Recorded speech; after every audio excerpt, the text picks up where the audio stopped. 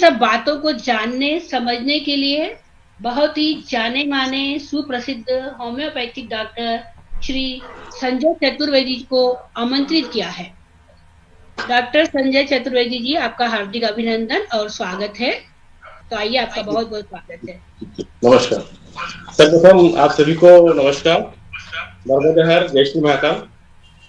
मैं doctor Sanjay Chaturvedi, homeopathy consultant, Ujjain Madhya Pradesh. मैं उज्जैन में होम्योपैथी कंसल्टिंग करता हूँ। साथ ही मैं Ratlam district homeopathy medical college में एज ए प्रोफेसर अपनी सेवा देता हूँ और ऑनलाइन भी होम्योपैथी कंसल्टिंग करता हूँ। आप सभी का सर्वप्रथम मैं महिला महासभा की अध्यक्षा आदरणीय सरिता पारे जी, आदरणीय भारती वगैरह जी बड़ौदा एवं आदरणीय रश्मि मोहिते जी, आप सभी के आग्रह पर आज हम इस गूगल मीट में एकत्रित हुए हैं।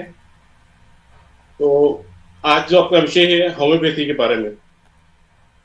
होम्योपैथी, वैसे आप सभी होम्योपैथी से परिचित हैं, लेकिन आज मैं आपको होम्योपैथी के बारे में कुछ विस्तार से आपको जानकारी देना चाहूंगा कि होम्योपैथी आखिर क्या है, होम्योपैथी का फाउंडर कौन है, होम्योपैथी कैसे काम करती है और होम्योपैथी के बारे में क्या मिथ्स है। बहुत से लोगों को होम्योपैथी में बहुत सी भ्रांतियां भी हैं। इन सब चीजों के बारे में हम आज चर्चा करेंगे। साथ ही अगर आपके कुछ प्रश्न हैं तो उसका भी हम इसमें चर्चा करके उसका निराकरण करेंगे। सर्वप्रथम मैं आपको अवगत कराना चाहूंगा कि होम्योपैथी क्या है। होम्योपैथी एक एक्चुअल में एक ग्रीक वर्ड है जो दो शब्दों से मिलकर बना है। सर्वप्रथम होमो एवं पैथी।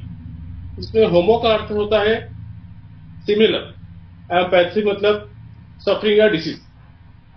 होम्योपैथी की खोज या होम्योपैथी के जन्मदाता जनक फाउंडर जो है वो वेस्ट जर्मन के रहने वाले थे, आदरणीय डॉक्टर सैमुअल हैरिमन, जिन्होंने होम्योपैथी की सर्वप्रथम खोज की थी।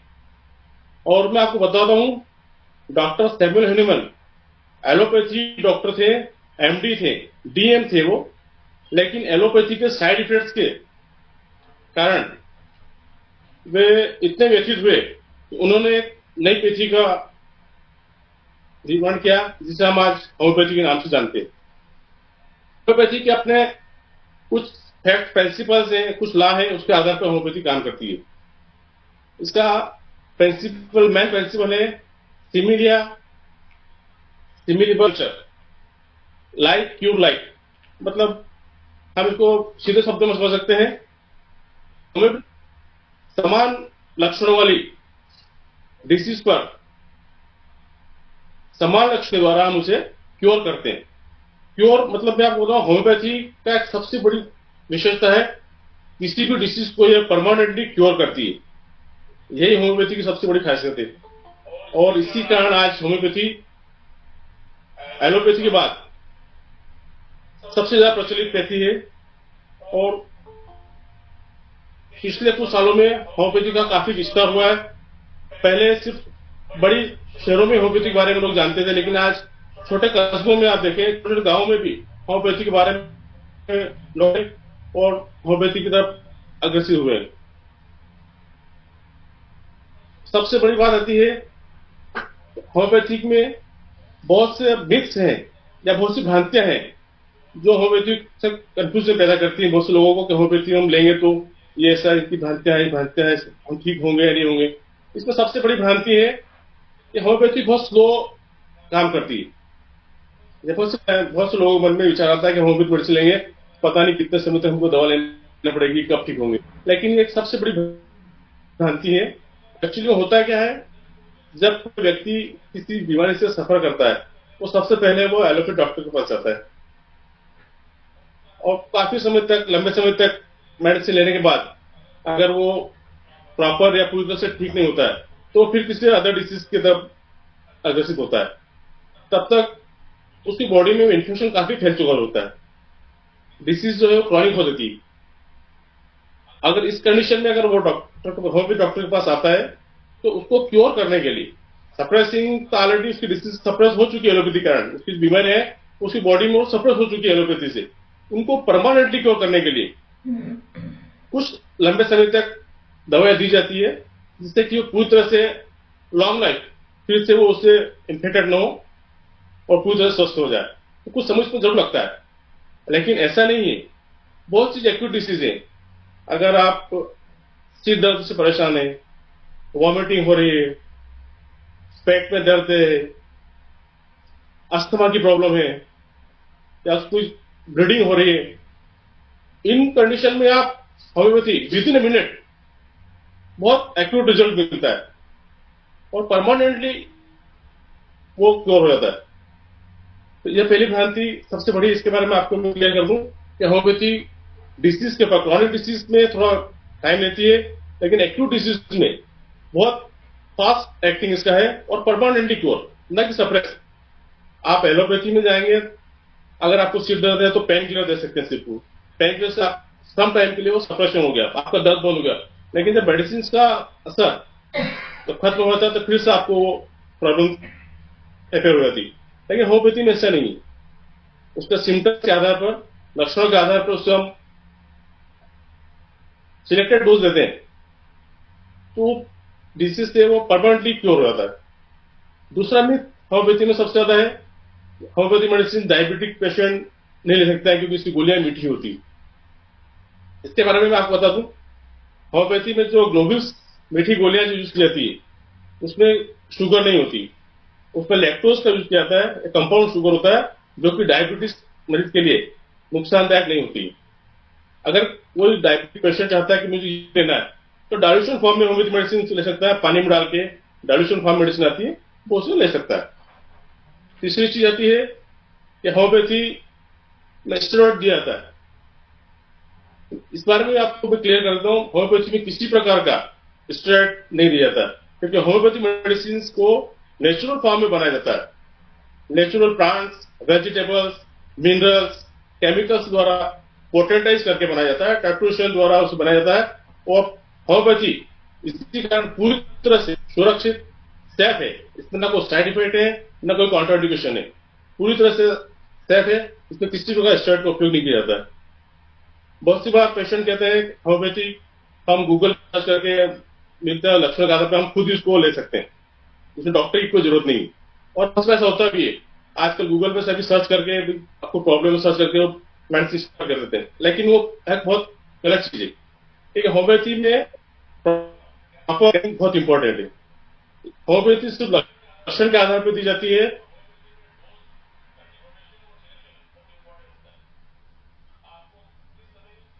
बहुत इंपॉर्टेंट होता है, उसकी पोटेंशियल क्या है वो बहुत जरूरी होता है। अगर आप उससे प्रॉपर डोज दे लेंगे तो आप कभी परमानेंटली क्योर नहीं हो सकते। इसलिए आप बिना डॉक्टर की सलाह के कभी भी होम्योपैथी मेडिसिन यूट्यूब या गूगल पर सर्च करके लेंगे तो आप उसका पूरा उपयोग फायदा नहीं उठा पाएंगे। तीसरी चीज है, होम्योपैथी में बहुत लोग कहते हैं सिर्फ होम्योपैथी पानी है, इसमें कुछ नहीं है, लिक्विड एक ही सब कुछ दिया था। ये डाइल्यूशन को मॉलर टिंचर और डाइल्यूशन में तैयार किया जाता है, जिसका टाइट्रेशन पोटेंटाइजेशन द्वारा उसकी पोटेंसी बनी रहती है जो 6x से 3x लगा के 1000 पोटेंसी तक रहती है, जिसमें पेशेंट की कंडीशन के आधार पर उसकी डिसीज कितनी क्रॉनिक है, कितना एक्यूट है, किस टाइप डिसीज है, उस आधार पर उसको उसका डोज डिवाइड किया जाता है। इसके बाद होम्योपैथी कहां कहां काम करती है मैं बता दूं। होम्योपैथी किसी भी प्रकार की डिसीज, चाहे वो एक्यूट हो या क्रॉनिक हो, आप किसी भी डिसीज से सफर कर रहे हैं, स्किन से रिलेटेड कोई डिसीज है, आपको जो फीमेल में मेंस्ट्रुअल प्रॉब्लम है, मेनोपॉज डिसीज है, हेयर फॉलिंग है, सोराइसिस है, एक्जिमा, अस्थमा है, किसी प्रकार की एलर्जी से सफर कर रहे हैं, सभी के लिए होम्योपैथी बहुत कारगर सिद्ध हुई है। और यही है कि उसको आप प्रॉपर किस वे में ले रहे हैं, कितना टाइम पे ले रहे हैं और डोज आपका कितना सही है, उस हिसाब से आप उसमें अपना इसका फायदा उठा सकते हैं। इसके अलावा आप कोई क्वेश्चन है तो आप मुझे बताएं, मैं उसका निराकरण करता हूँ। बिल्कुल, बहुत अच्छी जानकारी दी आपने। और कोई भी बहन क्वेश्चन कोई पूछना चाहती, प्रश्न पूछना चाहती, तो उनका सादर स्वागत है, आप प्रश्न पूछ लीजिए। हाँ जी, मैं पूछना चाह रही हूँ, बिल्कुल जी बिल्कुल बिल्कुल। ये जो एक्जिमा वगैरह होता है, ये हेरिडिटी से होता है क्या? जी हाँ, एक्जिमा के बहुत कॉजेज हैं। अच्छा।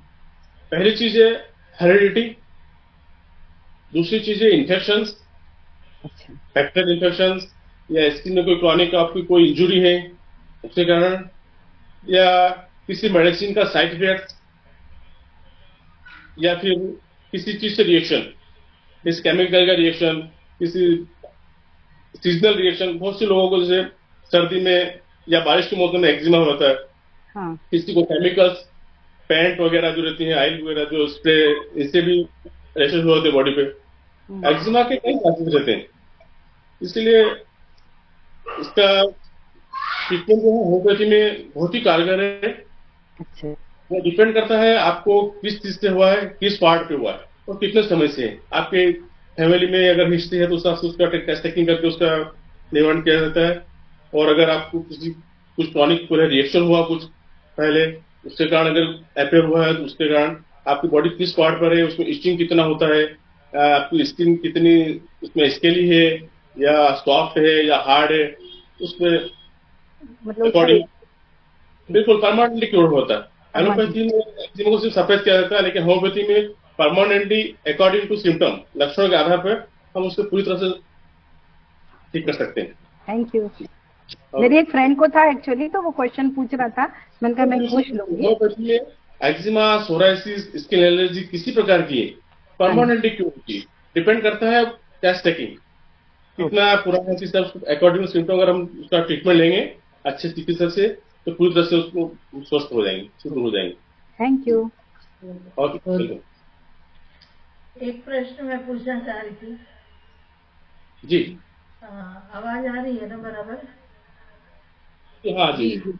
जैसे हम लोग चाहते हैं कि जैसे हम लोग ये करें, होम्योपैथी की दवाई लें, तो कई बार क्या होता है कि लोग ऐसे जी बोलते हैं काला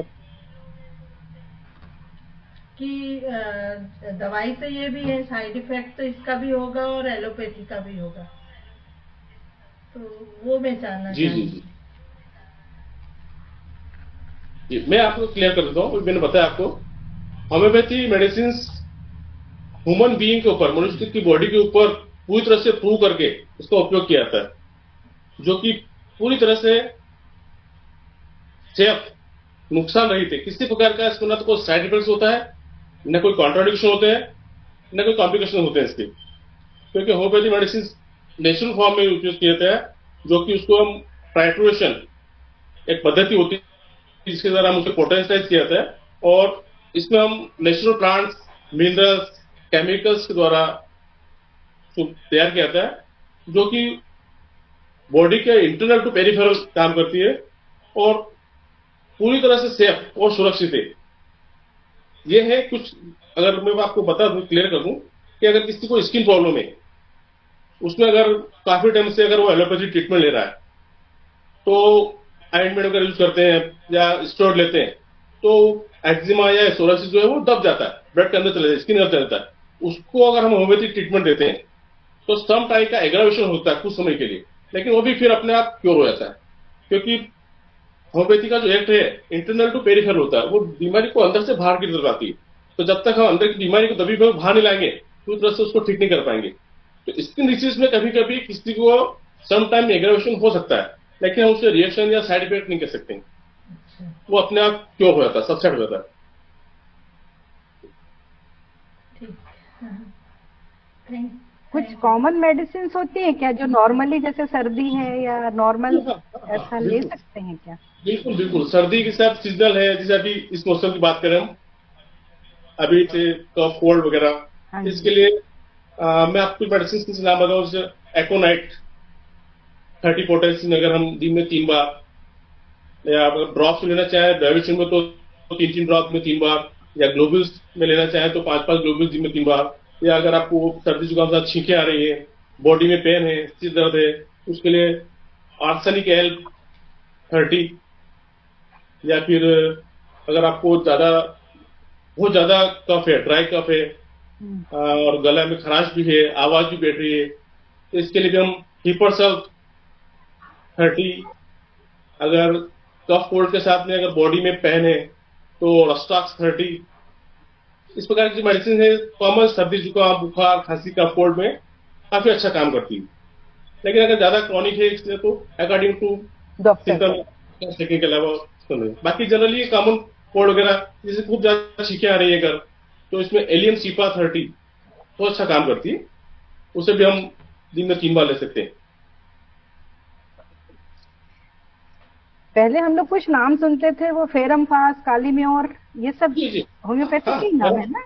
हाँ, फेरोफास एक बहुत होम्योपैथी का बहुत अच्छा आयरन टॉनिक है।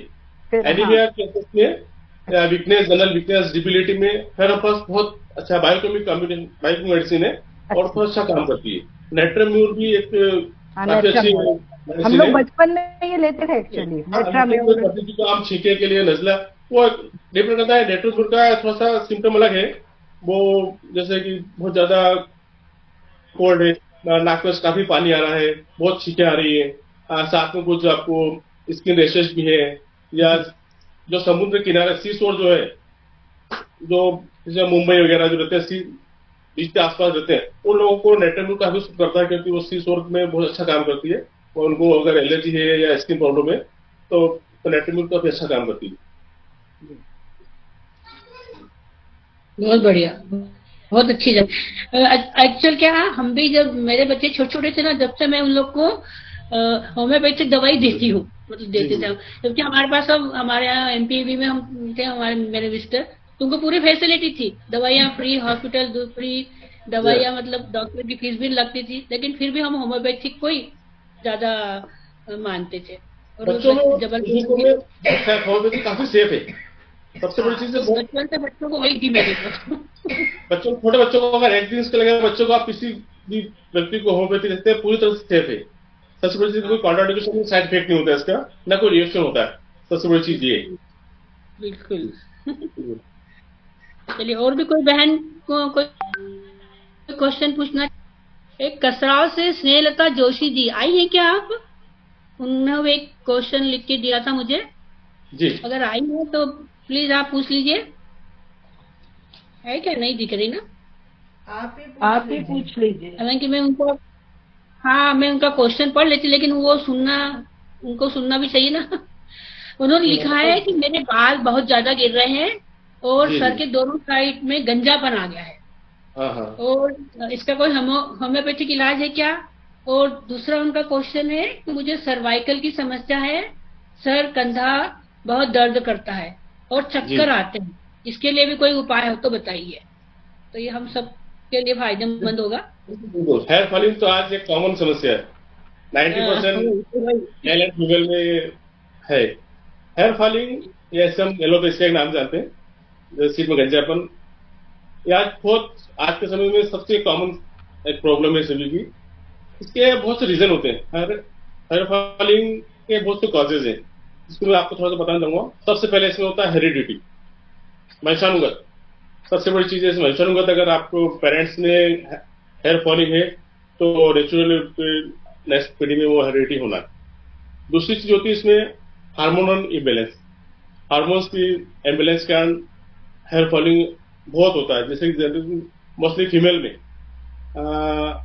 मेनोपॉज के बाद हेयर फॉलिंग की समस्या बढ़ जाती है, क्योंकि इसमें बहुत से तो है हार्मोन्स चेंजेस होते हैं, इसका एस्ट्रोजन वगैरह, इसके ऑस्ट्रोजन का हेयर फॉलिंग होता है। तीसरा चीज होता है डाइट। आपकी प्रॉपर डाइट क्या है, आपको इंटेक कितना है, आपका प्रोटीन, न्यूट्रिएंट, विटामिन का बॉडी में, वो भी डिपेंड करता है आपके हेयर फॉलिंग पे। चौथी चीज होती है इसमें रहता है पोस्ट डिलीवरी, एट बर्थ के समय पे। डिलीवरी के बाद में बहुत हेयर फॉलिंग एक आम समस्या है, क्योंकि उस समय हार्मोन्स का इम्बेलेंस बहुत ज्यादा होता है बॉडी में, तो हेयर फॉलिंग होता है। तीसरी चीज है आप केयर, आप बालों को कैसे केयर करते हैं, ऑयल कितनी बार लगाती हैं बालों में, किस प्रकार का ऑयल लगाती हैं, या कितने टाइम शैम्पू करती हैं, और आपकी हेयर स्टाइल, आप बालों को कितना टाइट बांधती है। टाइट बैंड अगर बालों को बांधेंगे तो हेयर फॉलिंग बढ़ता है, इसलिए बालों को जितना लूज रखेंगे हेयर फॉलिंग उतना कम होता है। इन सब के कारण हेयर फॉलिंग ज्यादा होता है। तो सबसे बड़ी चीज है हेयर फॉलिंग के लिए प्रिवेंशन के लिए मैं आपको बता दूं, सबसे बड़ी चीज है आपका मेटाबॉलिज्म डाइट। आप डेली आपकी डाइट में प्रोटीन, न्यूट्रिएंट, विटामिन प्रॉपर लेंगे, आप हेयर फॉलिंग से बच सकते हैं। दूसरी चीज है योग। आप फिजिकल एक्टिविटीज आपकी कितनी अच्छी है, आप योग करती हैं तो आप हेयर फॉलिंग से बचा सकती हैं। तीसरी चीज है आपको विटामिन कितने बॉडी में आपका जरूरी है। Vitamin biotin, vitamin A, B, vitamin C, vitamin D, vitamin E, इसके अगर प्रॉपर आप डाइट ले रहे हैं तो आप हेयर फॉलिंग से बच सकते हैं। इसके अलावा एक समस्या है डैंड्रफ या स्किन हेड में सोराइसिस होता है। डैंड्रफ हेयर फॉलिंग का बहुत बड़ा कारण है वो भी। उसके बचने के लिए आप प्रॉपर ऑयल मसाज करें, हेयर फॉलिंग को बहुत कुछ रोक सकते हैं। इसके अलावा होम्योपैथी में बहुत सी मेडिसिन आती है हेयर फॉलिंग के लिए। बहुत प्रकार के हेयर ऑयल भी है, जैसे मैं आपको 2-3 नाम बता सकता हूँ। जबोरेंडी हेयर ऑयल आता है, बहुत अच्छा आता है। अर्निका हेयर ऑयल आता है, अर्निका शैम्पू आता है, कैंथेराइडिन हेयर ऑयल आता है। इसके आप प्रॉपर आप मसाज करें तो आप हेयर फॉल को बहुत हद तक रोक सकते हैं। दूसरी चीज कोई मेडिसिन से वो डिपेंड करता है आपके कॉन्स्टिट्यूशन पर, आपका कॉन्स्टिट्यूशन कैसा है और हेयर फॉलिंग का काज क्या है। तो सिम्टमों के आधार पर उसको मेडिसिन हम लेते हैं तो कुछ समय में ही हेयर फॉलिंग से हम छुटकारा पा सकते हैं। ये कोई बड़ी गंभीर समस्या नहीं है। कुछ हम इसको अपना लाइफ स्टाइल से और कुछ मेडिसिन से इसको पूरी तरह से खत्म कर सकते हैं। बहुत बहुत बढ़िया। क्या आजकल ये जो डाई करते हैं उसका भी ये भी एक कारण भूल गया आपको, हेयर डाई, ये भी बहुत बड़ा कारण है। इसमें केमिकल्स होता है इसमें, इसके कारण बहुत मात्रा में बाल झड़ते हैं या बाल गिरते हैं। तो डाई भी अवॉइड करें, जिसको हेयर फॉलिंग है तो बहुत बेस्ट रहेगा।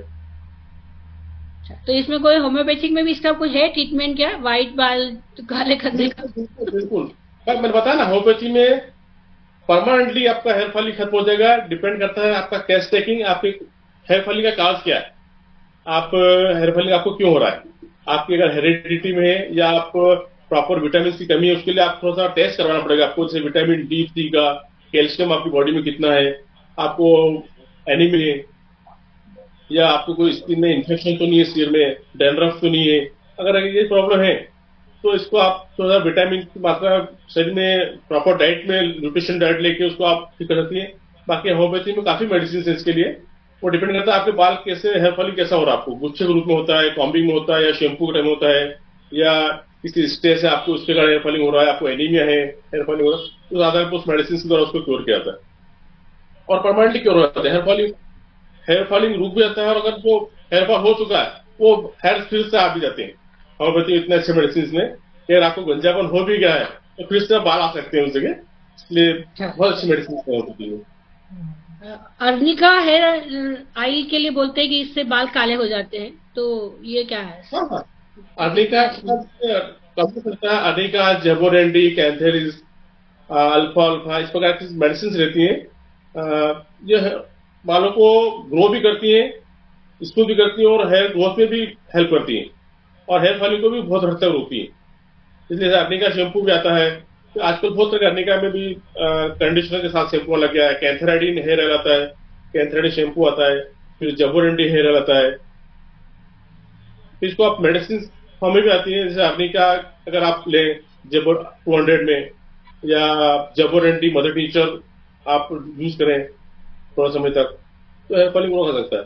बाकी अगर आपका कॉन्स्टिट्यूशन कैसा है उस हिसाब से मेडिसिन लेंगे तो पूरी तरह से उसको हम पूरी तरह से ठीक कर सकते हैं। अगर आप फैटी हैं, आप हैवी है, आप या कुछ आपकी हेरिडिटी है, आपको बीपी है, शुगर है, सब चीजें फैक्ट रहता है हेयर फॉलिंग के लिए, और उसको हम अकॉर्डिंग टू सिम्टम पूरी तरह से क्योर कर सकते हैं। बहुत बढ़िया। और इनका दूसरा क्वेश्चन था कि इनका सर्वाइकल प्रॉब्लम है और कंधा दर्द, गर्दन के दर्द के लिए सबसे बड़ा कारण सर्वाइकल स्पॉन्डिलोसिस। यह भी आज बहुत आम समस्या है। युवाओं में भी बहुत समस्या है, जो कंप्यूटर पे अपना काम करते हैं या ऑफिसों में जो बैठे रहते हैं दिन भर, उन लोगों को भी प्रॉब्लम बहुत है। दूसरी जो होती है सर्वाइकल स्पोरोसिस, क्या कहा जाता है, आपका तकिया या पिलो कितना ऊंचा लेते हैं आप। बहुत से लोग क्या तकिया काफी ऊंचा लेते हैं, इसलिए उनको सर्वाइकल प्रॉब्लम होता है। दूसरी चीज, शरीर में विटामिन डी और कैल्शियम की कमी, इससे कारण सर्वाइकल वर्टिब्रा में तो निकुलापन या उसमें स्ट्रेस होता है, उसके कारण उसमें नर्व सप्रेशन होता है, इससे कारण सर्वाइकल प्रॉब्लम होती है, जो कि गर्दन में दर्द, कंधे में दर्द, दोनों हाथों में दर्द, हाथों में सूनपन होना, नंबनेस आना, इस चीज की प्रॉब्लम होती है। इसके लिए आप थोड़ा सा तो अपना अगर पिलो ज्यादा बड़ा लेते हैं उसको छोटा करें। आपका अगर दिन चेयर बैठती है तो सिटिंग स्ट्रेट होना चाहिए, आप झुक करना बैठे। तीसरी चीज है, आप खाने में डेली विटामिन डी की मात्रा ज्यादा लें। विटामिन डी के सोर्स में सबसे बेस्ट चीज है दूध, दूध से बनी चीजें, केला, और उसका नेचुरल सोर्स है धूप। आप 1 घंटा धूप में बैठे सनराइज समय, विटामिन डी का सबसे बढ़िया सोर्स है। आपकी बहुत मजबूत होगी, आपकी सर्वाइकल प्रॉब्लम खत्म होगी। और रही टाइम की, होम्योपैथी में सर्वाइकल के लिए बहुत अच्छी मेडिसिन आती हैं। मैं आपको 1-2 मेडिसिन के बारे में बता दूं, जैसे लीडमपाल, अर्निका, काली आयोड, कोलोसिन, ये इस टाइप की कुछ मेडिसिन है जो आपको सर्वाइकल से, कैलकेरिया फास है, कैलकेरिया फ्लोर, इन मेडिसिन द्वारा हम सर्वाइकल को क्योर कर सकते हैं। और आप थोड़ा लाइफ स्टाइल अपना चेंज करके। आप उज्जैन में रहते हैं डॉक्टर साहब, जी हाँ। और अगर हम जी हाँ, लोग भोपाल से आपको कंसल्ट करना चाहें तो कैसे? आप ऑनलाइन कंसल्ट कर सकते हैं मुझसे। अच्छा। जी, या आप अगर उज्जैन आए, क्लिनिक मेरा उज्जैन बसंत विहार में क्लिनिक है, या फिर आप ऑनलाइन भी मैं कंसल्टिंग करता हूँ, आप मुझसे कंसल्ट कर सकते हैं ऑनलाइन। जी। अब अपना फोन नंबर भी इसमें डाल देंगे तो अच्छा हो जाएगा ना। जी जी, आप फोन नंबर आप ग्रुप आप डाल दें, बता देंगे, आप बता दीजिएगा, या मैं आपको बता दूंगा मेरा अपॉइंटमेंट, तो उसमें आप बोल देंगे तो फिर मैं इसमें लिख देती हूँ। डॉक्टर साहब, मैं बताता हूँ। डॉक्टर साहब एक प्रश्न पूछना था। मैं उज्जैन से बोल रहा हूँ। मेरे एक मित्र को अम्लाइकल हर्निया है, उसकी नाभि थोड़ी सी बाहर आ रही है, तो होम्योपैथी में उसका किस प्रकार से इलाज है, क्या ये क्योरेबल है कि नहीं? जी जी जी, बिल्कुल, बहुत अच्छा क्वेश्चन किया आपने। अम्लाइकल हर्निया एक एक्चुअल में हर्निया जो है आंतों का बाहर निकलना या आंतों का कमजोर होने के कारण बाहर निकलने, उसको हम बोलते हैं हर्निया। अम्लाइकल हर्निया या इंगोनियल हर्निया या एब्डोमिनल हर्निया, 3 प्रकार के हर्निया होते हैं। तो अम्लाइकल हर्निया एक आम समस्या है, जो मोस्टली 30% जो उनको ओबेसिटी होती है या क्रॉनिक कॉन्स्टिपेशन सफर करते हैं या वो हैवी वर्क करते हैं, उनको ये प्रॉब्लम मोस्टली होती है। और इसके लिए सबसे बड़ी चीज है, उनको अगर ओवरवेट है तो अपना वेट कम करें, और डाइट में फाइब्रस फूड्स ज्यादा लें, फैटी चीजें वगैरह अवॉइड करें। कॉन्स्टिपेशन की अगर प्रॉब्लम है तो कॉन्स्टिपेशन के लिए प्रॉपर मेडिसिन लें, या वाटर इनटेक बढ़ाएं अपना, ज्यादा पानी पिए। दूसरी चीज मेडिसिन की बात है, होम्योपैथी में अम्लाइकल हर्निया के लिए बहुत सी मेडिसिन है। मैं कुछ मेडिसिन के आपको बारे में बताता हूँ। इसमें सबसे फर्स्ट में आती है कैलकेरिया कारा, नंबर 2 आती है लाइकोपोडियम, इनको आप 200 पोटेंसी में दोनों को। इसके अलावा आती है इसमें साइलिशिया, ये भी 200 पोटेंसी में। इसके अलावा अकॉर्डिंग टू सिम्टम, अगर उनको कॉन्स्टिपेशन है, फैटी है अगर पर्सन, वो ओबेसिटी ज्यादा है, फैट ज्यादा है पेट पे, तो फैट को कम करने के लिए मेडिसिन भी आती है। इसमें फाइटोलेका है, इस प्रकार से मेडिसिन आती है, वो दे के तो हम विद इन 2 or 3 months में हम उसका अम्लाइकल हर्निया पूरी तरह से उसको खत्म कर सकते हैं।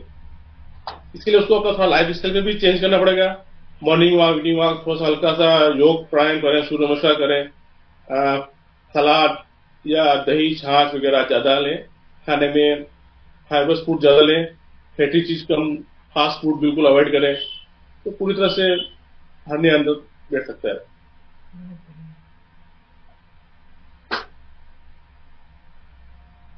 बहुत बढ़िया। और भी किसी का क्वेश्चन हो तो आप पूछ सकते हैं। किसी बहन का हाथ दिख रहा है मुझे, पर नाम नहीं समझ में आ रहा क्या लिखा है। बारबी जी हाँ, तो आप अपना प्रश्न पूछ सकते हैं।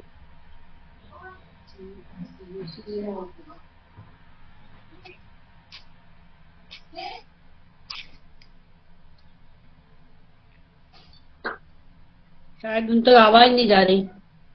जी हाँ, बारबी जी शायद कुछ पूछना चाह रही थी। हाँ, पर वो है ही नहीं शायद, पता नहीं।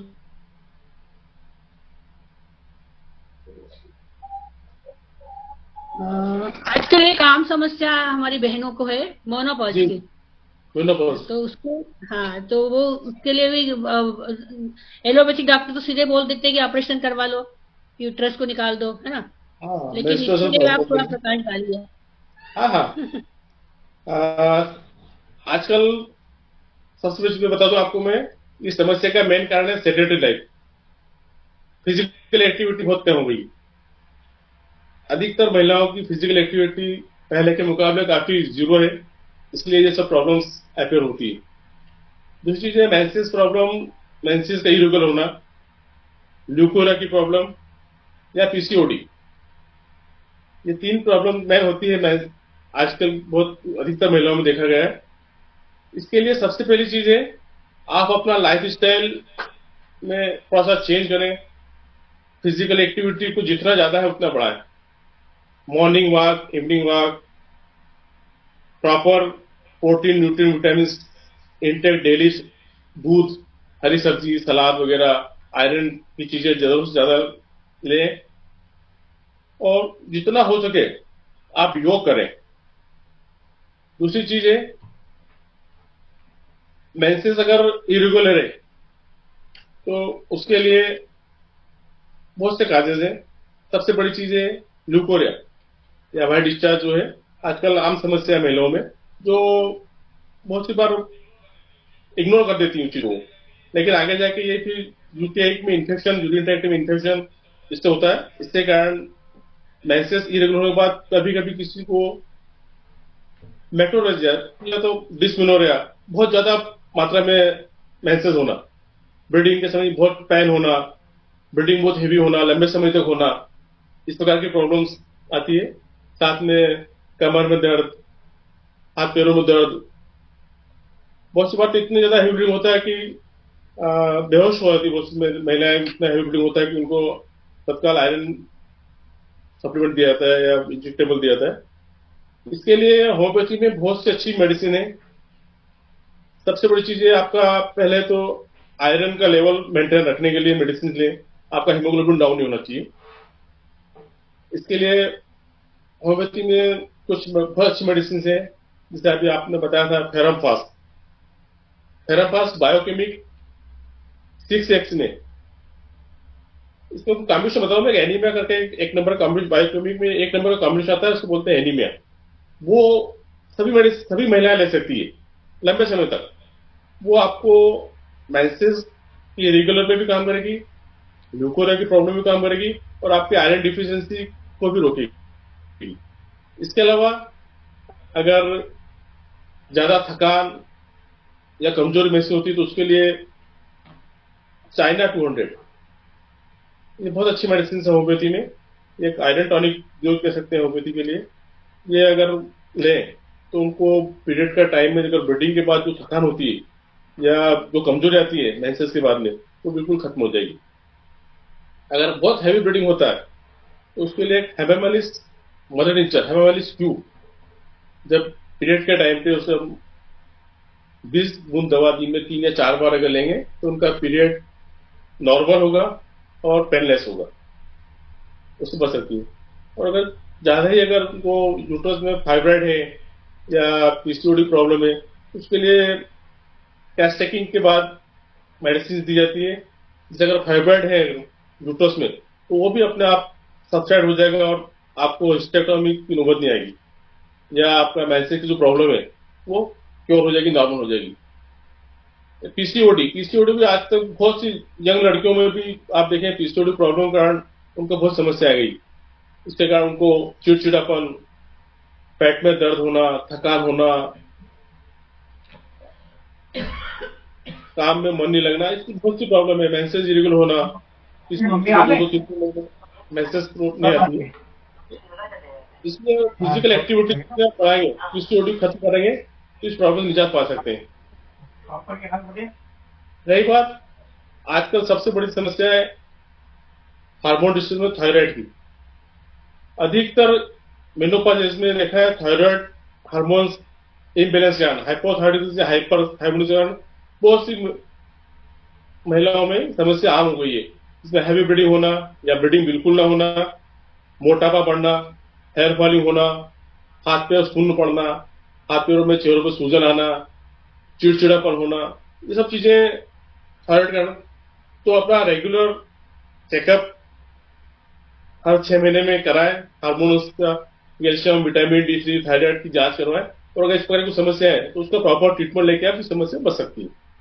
तो आपको हिस्टेक्टोमी की या इस प्रकार की समस्या से आपको निजात मिलेगी।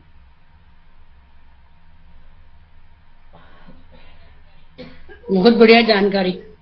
डॉक्टर फाइल और भी कोई बहनें पूछना चाहती हैं? एक डॉक्टर साहब, फाइल्स की बड़ी समस्या है, जो लोग डॉक्टर के पास जा भी नहीं पाते हैं, है ना, कई लोगों का सुना है, तो उसके लिए भी आप बताइए। हाँ, बहुत अच्छा आपने पूछा। ये बीमारी ऐसी बहुत लोग अवॉइड बताते नहीं, किसी को शर्म के बारे में बता नहीं पाते और वो बहुत ज्यादा प्रॉब्लम देती। फाइल्स में तो आपको आजकल 70% लोगों में पाइल्स की प्रॉब्लम है।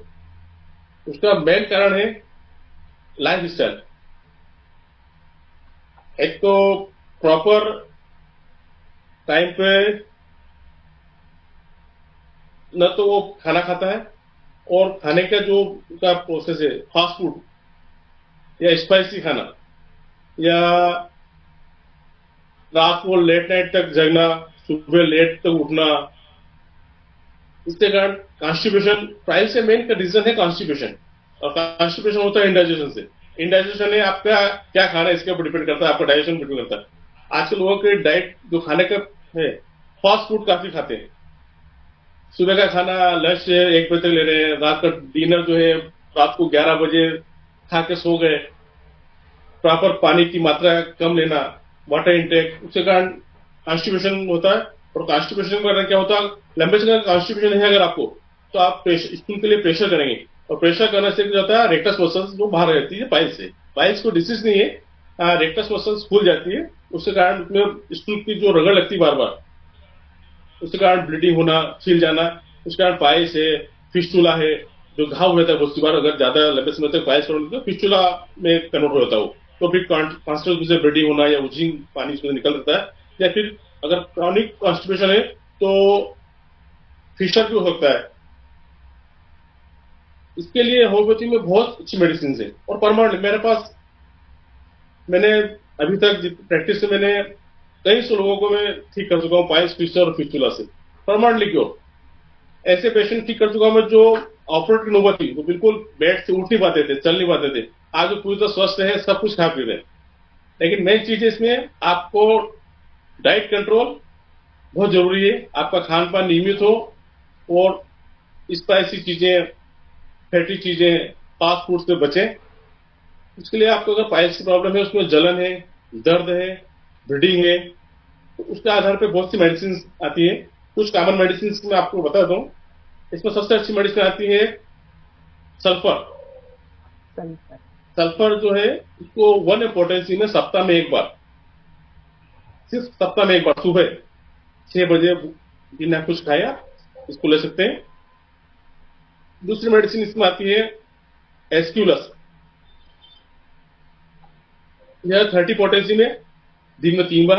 अगर आपको पाइल्स में काफी दर्द है, जलन है, या ऐसा हमेशा कॉन्स्टेंट लगता है कि कुछ चुभ रहा है, इसमें आपको अगर एनल रीजन में लगता है कि कुछ चुभ रहा है, तो उसके लिए बहुत अच्छा काम करती है।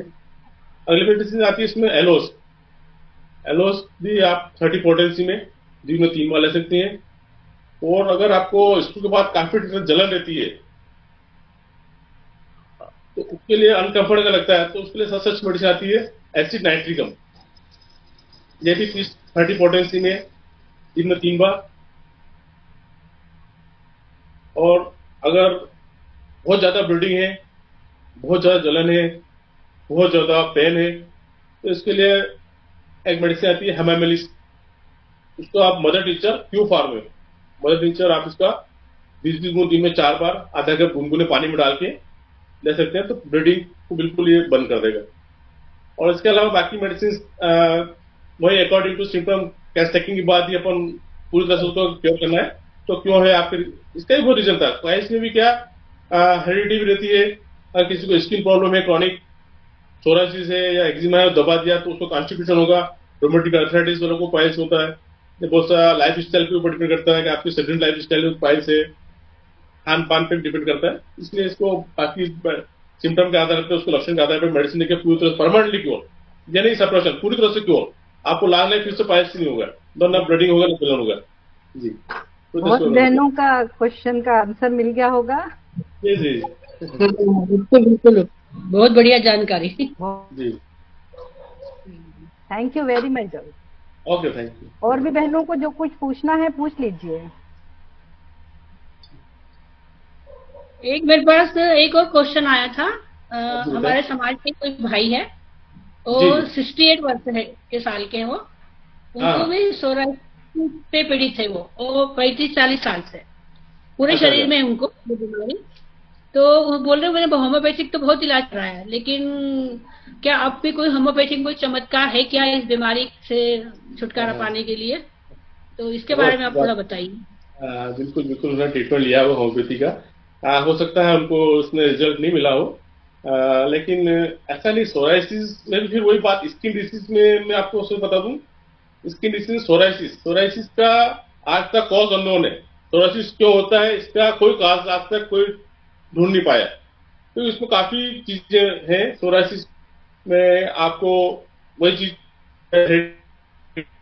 दूसरा चीज इन्फेक्शन, दूसरा चीज इंटरनल वो इंजुरी या किसी प्रकार का केमिकल रिएक्शंस वगैरह, सेंसिटिविटी आती है, इसके कारण सोराइसिस होता है। सोराइसिस जो है बहुत प्रकार, 4 से 5 प्रकार के सोराइसिस मोस्टली टाइप के सोराइसिस होते हैं, जिसमें सबसे पहला सोराइसिस होता है प्लेक्यू सोराइसिस।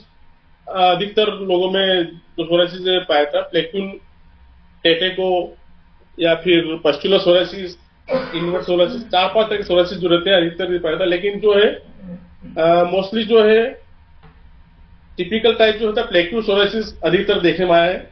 इसमें क्या होता है, स्किन जो है हार्ड और स्केली होती है, जिसमें रेड होती है, जलन होती है, या उसमें से आप इचिंग करने पे उसमें से खरोचते हैं स्किन, तो बार बार उसके निकलते उसमें से, और स्किन काफी हार्ड हो जाती है। और मोस्टली ये सोराइसिस का टाइप जो था हाथ पे या पैरों के तलवों में या जांघ के नीचे या हिप पे या बैक साइड में, इस प्रकार से होता है। और क्लाउडी वेदर्स में इसमें प्रॉब्लम किसी को ज्यादा होती है, किसी को गर्मी के मौसम में प्रॉब्लम ज्यादा पड़ जाती है। तो इसके लिए अगर वो प्रॉपर उनका पहले जो ट्रीटमेंट जिसका आपने पूछा क्वेश्चन, उन्होंने उसका टेस्ट करवाया होगा, ब्लड टेस्ट वगैरह भी करवाया होगा। कुछ ब्लड में किसी प्रकार की डिफिशियंसी के कारण भी सोराइसिस होता है, या उसके लिए प्रॉपर अगर वो अच्छे कंसल्टेंट से बिल्कुल कंसल्ट करें और पूरी तरह से मेडिसिन लें, तो बिलीव करें आप 100% उनको रिजल्ट मिलेगा, क्योर हो जाएंगे। सोराइसिस बहुत स्किन के लिए तो होम्योपैथी में बहुत मस्त मेडिसिन है। और इसके 2-3 मेडिसिन आप बता दो, इसमें बहुत अच्छा काम करती है। इसमें हाइड्रोकोटाइल करके आती है, पेट्रोलियम है, सोराइनम है, सल्फर जो बताया, सल्फर होम्योपैथी में बेस्ट सोरिक मेडिसिन है। तो होम्योपैथी का बेस ही है सोरा सिक्यू साइकोसिस्टीन बेस पे काम करती है होम्योपैथी। तो सोरा मेन जो है बॉडी में 100% 90% लोगों को जो किसी बीमारी का काज सोरा ही रहता है। जैसे आयुर्वेद में कफ पित्त वात जो रहता है, इसी प्रकार होम्योपैथी में सोरा सिक्यू साइकोसिस 3 कॉजेस को लेकर चला जाता है। तो सोरा जो है बॉडी में सबसे ज्यादा इफेक्ट करता है, और 90% लोगों को कोई सी डिजीज का काज सोरा ही रहता है। सोरा बिगड़ने से फिर बाद में साइकोटिक पेशेंट होता है, फिर सिफिलिस होता है। किसी प्रकार को बताऊं मैं, अगर आपको किसी तरह की स्किन प्रॉब्लम है और आप लंबे समय तक अगर कोई ट्रीटमेंट ले रहे हैं, उसको दबा दिया आपने, तो आपको इंटरनल डिसीज में रूमेटिक आर्थराइटिस, कार्डियक प्रॉब्लम आपको हो सकती है, आपको लीवर प्रॉब्लम हो सकती है आपको, क्योंकि वो इंटरनली सब कॉम्प्लिकेशन में बढ़ते जाते हैं। तो फिर थोड़ा से डाइवर्ट हो जाता है वो साइकोटिक पेशेंट में, साइकोटिक के बाद फिर आगे सिप्टिक पेशेंट होता है, तो इस तरह से बढ़ता रहता है। और होम्योपैथी में क्या है, इंटरनल टू पेरिफेरल आते हैं, जैसे सोरा को हम पूरी तरह से बाहर करते हैं। तो मेरा पता है जैसे कुछ समय के लिए एग्रावेशन, जिसे बहुत कहते हैं साहब हमने होम्योपैथी दवाई लिया, हमारा बहुत बढ़ गया, वो बढ़ गया वक्त में मेडिसिन का एक हुआ वो बॉडी के ऊपर, तो इंटरनल से बाहर आया सभी, जब तक बीमारी शरीर से बाहर नहीं आएगी पूरी तरह से उसको हम क्योर नहीं कर पाएंगे। तो वो पूरी तरह से होम्योपैथी में 100% पॉसिबिलिटी है कि वो सोरा बिल्कुल क्योर हो सकता है। उसके लिए आप मुझे पता है कि अच्छे से कंसल्टेंट डॉक्टर्स लें और बिलीव करके प्रॉपर वे में रेगुलर ट्रीटमेंट लें, बिल्कुल ठीक हो जाएंगे। बिल्कुल, बहुत बढ़िया। मैं आपका नंबर उनको दे सकती हूँ ना? बिल्कुल बिल्कुल, आपको सभी को नर्मदे सर। सर हाँ, मेरा भी एक क्वेश्चन था आपसे। हाँ जी, बताएं। मैं सनावत से हूँ। मुझे पर्टिकुलर जो फेस में सूजन सा एक आ जाता है और वो इतना सूजन आता है और वो चलता रहता है। जैसे यहाँ से सूजन शुरू हुआ तो पूरे रात भर में दूसरे दिन मतलब सारा जैसे सूजता चले जाएगा, इधर से कम होगा इधर से।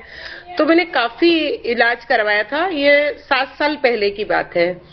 तो होम्योपैथिक इलाज से मुझे 6 महीने में 3 डॉक्टर चेंज किए, क्योंकि थोड़ा सा टाइम देना पड़ता है। तो फिर मुझे वो उसमें थोड़ा आराम हुआ और अब वो 7 साल के बाद अब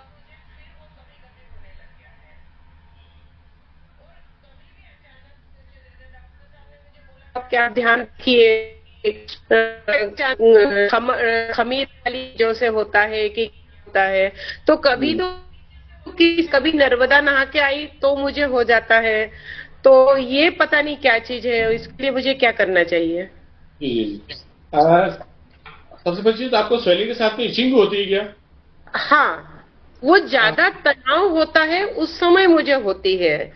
और पहले मुझे सिर्फ पर्टिकुलर मुंह के 4 ये पॉइंट ही होते थे और अब मुझे कभी भी कहीं भी हो जाता है। जैसे सिर पे हुआ, रात में अचानक हो जाएगा, मैं खड़ी होंगी तो एकदम तनाव होगा, देखो तो खूब सूज गया है, उसमें दर्द हो रहा है, ऐसे होता है। कलर में लाल रहता है? नहीं, लाल पट्टी नहीं होता है, कुछ नहीं दिखता भी नहीं है ऐसे। स्वेलिंग हो जाता है? जलन नहीं, जलन भी नहीं होता है, पर बस दर्द होता है। जैसे ज्यादा सूज जाता है तो ऐसा लगता है जैसे फटने पे तनाव होता है, इस तरह से होता है वो। इस समय जब आपको प्रॉब्लम होती है उसमें पानी की प्यास वगैरह कैसी लगती है? हाँ, प्यास लगती है, मुंह सूखता है, जैसे घबराहट सी होती है, ये चीज होती है। आपको ब्लड प्रेशर या डायबिटीज वगैरह तो नहीं है? नहीं सर, ये कुछ नहीं है, ब्लड प्रेशर भी नहीं है, शुगर भी नहीं। किसी चीज की एलर्जी आपको, सनलाइट की या किसी प्रकार की सॉल्ट? नहीं, ये नहीं है, वो भी नहीं है मुझे। जी जी जी, इसके लिए आपको मैं कुछ मेडिसिन सजेस्ट कर सकता हूँ अभी यहाँ पे, लेकिन बाकी आपका कैश टेकिंग के बाद उसके लिए परमानेंट लेवल दे सकते हैं आप। इसके लिए एक सबसे अच्छी मेडिसिन आती है कि आप सल्फर लें सप्ताह में एक बार 1 mg पोटेंसी में। ओके। और दूसरी मेडिसिन इसके लिए आती है एपिस्मेल 30। ठीक है। वैसे आपसे मैं फोन पे बात करके और ये सब मेडिसिन या फिर हमारा उज्जैन आने का वो तो मैं मिल लूंगी आपसे। आप बिल्कुल बच्चे कैंसिल करें, आप बिल्कुल हो जाइए। एक्चुअली में आपको किसी चीज की एलर्जी हो रहा है, किसी सेंसिटिव हो रही है, उसका होता है आपको, और जगह को प्रॉब्लम नहीं। बाकी फिलहाल आप मेडिसिन ले सकते हैं या आप मुझसे कंसल्ट कर सकते हैं। ठीक है, thank you sir. Narmade sir, एक और बहुत बड़ी समस्या एसिडिटी की होती है ना, सबको एसिडिटी की बहुत बड़ी समस्या है, इसलिए भी कुछ थोड़ा सा प्रकाश डालिए। बिल्कुल बिल्कुल बिल्कुल, वो आपको बताया पाइल्स की जो प्रॉब्लम है वो एसिडिटी प्रॉब्लम है। मेन चीज आगे इसमें वही हम बात करते हैं लाइफ स्टाइल पे अपनी। सबसे बड़ी चीज अगर आपको कभी एसिडिटी ना हो, इसके लिए सबसे बेस्ट चीज, आप सुबह उठते ही सबसे पहले 1 या 2 गिलास गर्म पानी हमेशा लेना चाहिए। दूसरी चीज है, आपके खाने में सलाद बहुत जरूरी। खाने के पहले सलाद और दही ज्यादा मात्रा में यूज करें तो हम एसिडिटी को खत्म कर सकते हैं। तीसरी चीज है, एसिडिटी होने का मेन कारण है, बहुत से पर्सन जो है खाना खाते समय काफी पानी पीते हैं, 1 गिलास 2 गिलास 3 गिलास पानी पी जाते हैं खाने के साथ में। वो सबसे बड़ा रीजन है एसिडिटी का। क्योंकि खाना खाने के बाद अगर तत्काल में पानी पी लेंगे तो जो आपके स्टमक में जो एक जो अग्नि उत्पन्न होती है, जो उसको खाना को पकाती है, वो बुझ जाती है। उसके लिए सबसे बड़ी चीज है, खाना खाने के 30 से 45 मिनट तक पानी न पिए, सिर्फ एक आध घुट पानी पी के मुंह साफ कर लें, एक आध घुट पी लें, आपको 50% एसिडिक प्रॉब्लम उसी से खत्म हो जाएगी विदाउट मेडिसिन। तीसरी चीज है खाने का तरीका। खाने को तो प्रॉपर, बहुत से लोग क्या जल्दी में खाते हैं, तो बिना पचाए बिना चबाए खा लेते हैं। फिर खाने के साथ में फ्रिज का पानी, ठंडी चीजें अगर आप यूज करें तो एसिडिटी 100% आपको बढ़ना ही है। तीसरी चीज है, रात में खाने और सोने के समय में 2 घंटे का डिफरेंस बहुत जरूरी है। अगर आप 8 बजे खाना खा रहे तो 10 बजे सोते हैं आप, तो 8 बजे आपको खाना किसी हालत में खाएं, खाने के बाद थोड़ा टहलें तो आपको डाइजेशन अच्छा रहेगा। नहीं तो फिर कॉन्स्टिपेशन के साथ में एसिडिटी की समस्या बढ़ जाती है। और एसिडिटी के साथ देखिए आजकल हार्ट बर्न होता है, वॉमिटिंग, किसी को ब्लीचिंग होती है, रिगर्जेशन होता है खाना सोते समय। तो इन सब चीज के बचने के लिए सबसे बड़ी चीज है, आपको लाइफ स्टाइल में खाने का तरीका ठीक करना पड़ेगा।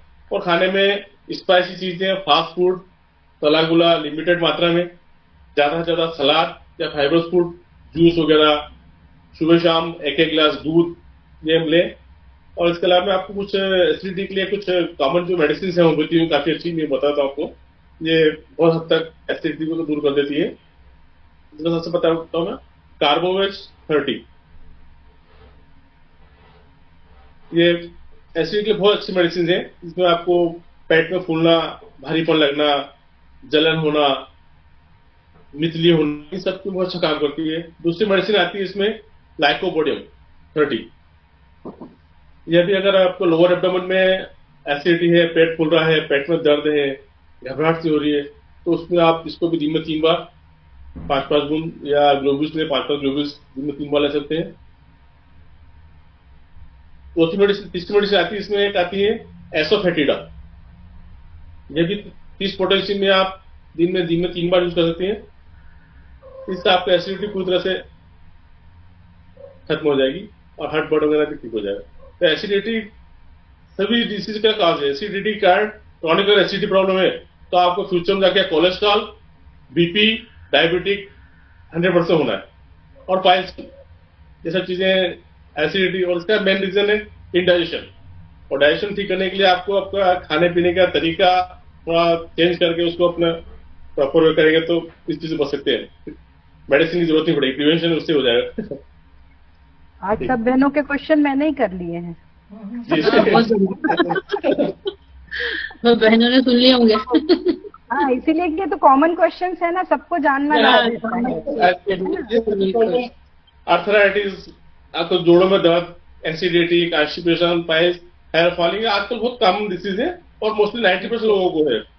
मेल फीमेल सभी में ये प्रॉब्लम है। और इसका सबसे बड़ा कारण है life style, sedentary life style. आजकल बहुत सेडेंटरी लाइफ हो गई है, फिजिकल एक्टिविटी बिल्कुल जीरो हो गई, इसलिए सब प्रॉब्लम्स हो गई। बहुत बढ़िया, आपने इतना अच्छा हमारे लिए समय दिया, अपना बहुमूल्य समय, इतने व्यस्त होने के बाद आप आए हमारे यहाँ, सब बहनों की समस्याओं का हल किया, बहुत बड़ी बात है। बहुत धन्यवाद आपको। और भी कोई बहन कोई पूछना चाहती हो? अगर संगीता महेश्वर से कुछ पूछना चाह रही क्या, या कुछ कहना चाहती हो तो?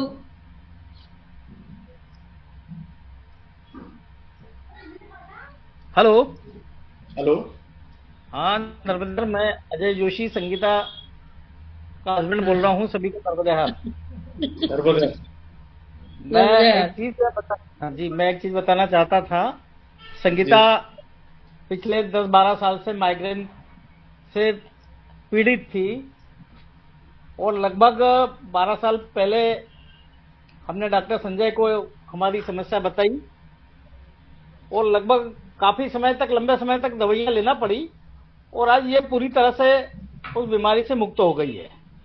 तो मेरा सभी से ये निवेदन है कि किसी भी डॉक्टर की सलाह पे पूर्णतः चलना है, परहेज और कैसी क्या दवाइयां लेना है डॉक्टर की सलाह पर ही बंद करें। कई बार क्या होता है, 1-2 महीने में बीमारी ठीक हो गई तो आदमी अपने आप ही बंद कर देता, फिर से वो बीमारी वापस उभर के आ जाती है।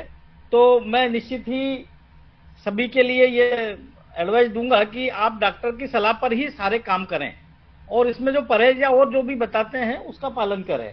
और मैं डॉक्टर संजय चतुर्वेदी को बधाई देता हूं कि संगीता की जो असाध्य बीमारी लग रही थी वो पूर्णतः समाप्त हो गई है। सभी को नर्मदे हर, डॉक्टर संजय को और आप सभी आयोजकों को मेरी तरफ से बधाई। नर्मदे हर। नर्मदे हर। धन्यवाद। बहुत बढ़िया, बहुत बहुत धन्यवाद आपका। अब हमारा बहुत आज हमने समय ले लिया है डॉक्टर साहब का, तो अब हम जो आज हमारे आज की अध्यक्ष है भारती जी पगारे जी, तो उनको आमंत्रित करती हूँ और उनके पहले मैं उनका थोड़ा सा परिचय देती हूँ। हालांकि वो कोई परिचय की मोहताज नहीं है, सब लोग सब जानते हैं, लेकिन फिर भी थोड़ा सा औपचारिकता तो निभाना ही पड़ेगी।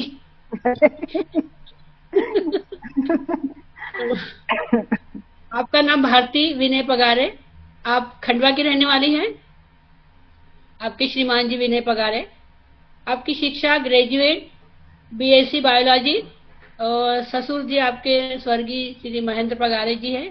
सासू जी आपकी उर्मिला पगारे, स्वर्गीय उर्मिला पगारे जी हैं। आपका मायका भी खंडवा का ही है और आपके पापा डॉक्टर केसी शर्मा जी है और मम्मी स्वर्गीय आशा शर्मा जी है। आपके 2 बेटे हैं, दोनों इंजीनियर हैं और आपकी दोनों बहुएं हैं, बहुत अच्छी है, प्यारी प्यारी बहुएं भी आपकी। आपका एक पोता है और आपकी एक पोती है। गुजरात समाज में आप लगभग 25 साल तक सांस्कृतिक सचिव रही और कार्यकारिणी सदस्य भी रही है और आप संचालन भी करती हैं, वो तो हम लोग सब देखते ही हैं, बहुत अच्छी संचालक हैं। तो बड़ौदा में आप पिछले 39 साल से हैं। अभी अखिल भारतीय महिला महासभा में आप स्वास्थ्य विभाग से कार्यकारिणी सदस्य हैं और आपके शौक है सबसे मिलना, नए नए इवेंट करना, नया सीखना और सबको सिखाना। तो आपके लिए भी मैंने 2 लाइन लिखी है। हसमुख प्यारे मुखड़े वाली, हसमुख प्यारे मुखड़े वाली बहन भारती है आली। हर इवेंट में नियमित आती, हर इवेंट में नियमित आती है लेकर खुशियों की प्याली। तो थैंक यू वेरी मच। स्वागत है, आपका स्वागत है और आप अपने कुछ विचार प्रकट कीजिए। थैंक यू वेरी मच रश्मि जी। अपने ही प्रोग्राम में अपने ही अध्यक्ष होकर बड़ा सुखद अनुभूति हो रही है। जो बिल्कुल जिस प्रोग्राम का संचालन करते हैं आज उसमें तो बहुत ही अच्छा लग रहा है और आपने बहुत ही प्यारा परिचय मेरा दिया।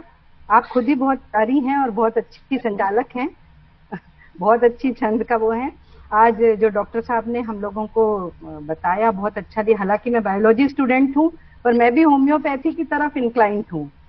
मुझे लगता है कि होम्योपैथी से भले ही देर आए दुरुस्त आए, एलोपैथी से टेम्पररी अपने को फायदा होता है बट उसके साइड इफेक्ट्स बहुत होते हैं। तो होम्योपैथी इज बेस्ट। सारे लोगों को यही मैं कहूंगी कि आप लोग होम्योपैथी में जाइए और उसका भले ही देर से इलाज होगा पर आपको 100% जड़ से आपका प्रॉब्लम खत्म होगा। पर एक बार इन्होंने क्लियर कर दी ना कि हमारी भ्रांति है कि देर से होता है। नहीं, बताया ना उनने कि अपन देर से जाते हैं तो बढ़ा लेते हैं। वही मैं बता रही जैसे स्टार्ट हो सकता है। एक्टोडिस्ट्रिक्ट को काफी फास्ट रिजल्ट है, विदिन मिनट। मैंने देखा बहुत से पेशेंट ऐसे आते हैं हेडेक वाले वगैरह, फीवर वाले, मेडिसिन देने के बाद 5 मिनट बाद रिलीफ हुआ था उनको। इतना अच्छा फास्ट रिएक्ट है होम्योपैथी का। और अभी कोरोना काल में हमने काफी कैंप लगाए 2 साल तक। कोविड के टाइम पे जब लॉकडाउन था हम कैंप करते थे, हमने हजारों पेशेंट को प्रिवेंटिव मेडिसिन दी होम्योपैथी में, काफी मेडिसिन थी। और वो आप यकीन करेंगे जिसको भी हमने प्रिवेंटिव मेडिसिन दी वो कोरोना से मुक्त रहा। अरे वाह, हाँ बिल्कुल बिल्कुल, ये तो हमने भी दोनों 90 और 20 में भी और सेकंड बार में भी दोनों बार हमने 2 महीने तक कंटिन्यू लॉकडाउन में कैंप लगाया और हमारे कैंप में हमने कम से कम कई पेशेंट को एडमिट किया और पूरा को होमियो ट्रीटमेंट दिया। अरे वाह, जिनको कोविड पार्टिसिपेंट को भी हमने भी खाई थी कोरोना टाइम पे दवाइयाँ। गाँव में जाके हमने कैंप लगाए, घर घर जाके मेडिसिन लोगों को दी, प्रिवेंटिव मेडिसिन, और वो पूरा सुरक्षित रहे। अरे वाह, जबकि काफी एलोपैथी मेडिसिन काफी अच्छा काम किया और काफी लोगों को तो आराम हुआ, वो लाभ मिला। और हम भी जी आज आपने बहुत अच्छी जानकारियां भी दी, कई मेडिसिन भी बताई। अब मैं सभी बहनों से अनुरोध करूंगी कि आप लोग डॉक्टर साहब के यदि उज्जैन में हैं तो वहां मिलिए, कोई भी प्रॉब्लम है पहले आप उनसे मिलिए, बाद में फिर एलोपैथी ट्रीटमेंट का सोचिए यदि ठीक नहीं होता है ना।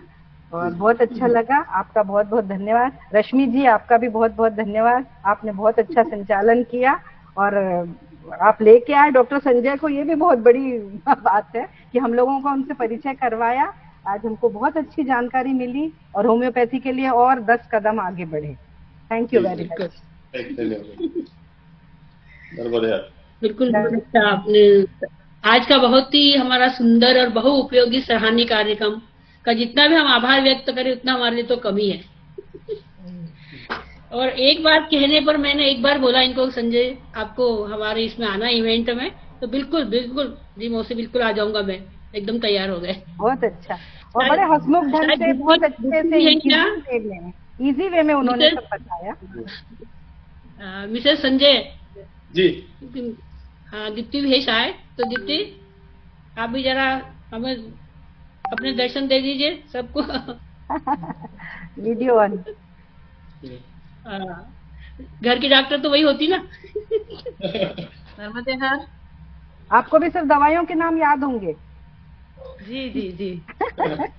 सभी को नर्मदे हर मेरी तरफ से, जय श्री महाकाल। और मैं तो मतलब एलोपैथी लेती नहीं हूँ, सारी कुछ घर की ये होम्योपैथी मेडिसिन ही मुझे तो काफी रिलीफ है इससे। तो बाकी तो क्या कहूँ, आप लोग सब जानते ही हैं। सारी बीमारियों में मुझे थायराइड भी था, वो भी क्योर हुआ इससे, और भी बहुत सी प्रॉब्लम्स मुझे चलती रहती है, लेकिन मैं होम्योपैथी लेती हूँ। अब सभी लेंगे, अब अपने समाज के काफी लोग वो हो गए जागृत हो गए हैं, अब सभी होम्योपैथी लेंगे। अब संजय जी बिजी हो जाएंगे ज्यादा और व्यस्त हो जाएगा, तो व्यस्त तो रहते ही है। और तो व्यस्त है ना, वही ना, पहले से अपॉइंटमेंट लेना पड़ेगा, वैसे नहीं मिलेंगे। स्वागत है आपका। और सरिता जी का भी बहुत धन्यवाद। हेमलता जी आई क्या? नहीं तो फिर आप भी आभार प्रकट कर दीजिए। हेमलता जी दिख नहीं रही हैं। हाँ हेमलता जी नहीं आ पाई आज। हाँ तो आप ही कोई भी आभार प्रकट कीजिए। सरिता जी आप क्या है, आप पगार है ना, भारती जी। जी मैं करती हूँ। सबसे पहले तो सरिता जी का बहुत बहुत आभार, जिन्होंने अखिल भारतीय महिला महासभा का 1 साल से जो हम लोगों को इनकरेज करती हैं और ये प्रोग्राम कंडक्ट करने के लिए, वो उनके लिए बहुत बहुत धन्यवाद। सबसे पहले जोरदार तालियां उनके लिए। हमेशा अवेलेबल भी रहती हैं, सबको ज्वाइन भी कराती हैं। और फिर मैं संजय जी का बहुत बहुत धन्यवाद दूंगी, जिन्होंने आज हमें इतनी अच्छी जानकारी दी। बहुत ही मन में शांति हो गई और सारी बहनों के सारी समस्याओं से निराकरण हो गया। उनको एक रास्ता मिल गया कि ऐसा हो तो किसके पास जाएं और क्या क्या करें। तो आपका बहुत बहुत धन्यवाद। रश्मि जी का बहुत बहुत धन्यवाद, जिन्होंने इतना बढ़िया संचालन किया और इतने अच्छे डॉक्टर को हमारे बीच लेकर आए। आपका भी बहुत बहुत धन्यवाद। सभी बहनों का बहुत बहुत धन्यवाद, जिन्होंने ये कार्यक्रम को देखा, और आगे भी जो हमारे कार्यक्रम होते रहे प्लीज आप लोग उसमें ज्वाइन होइए। सबका बहुत बहुत धन्यवाद। नर्मदे हर।